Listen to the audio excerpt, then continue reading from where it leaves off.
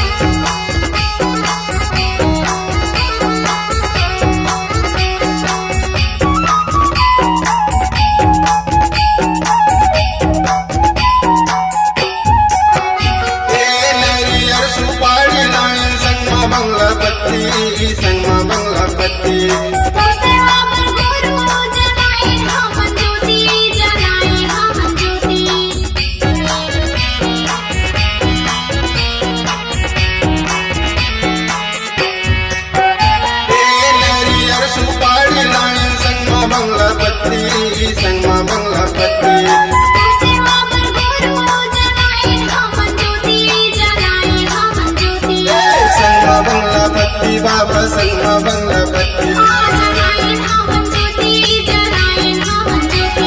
संगमा बंगला पत्ती बाबा संगमा बंगला पत्ती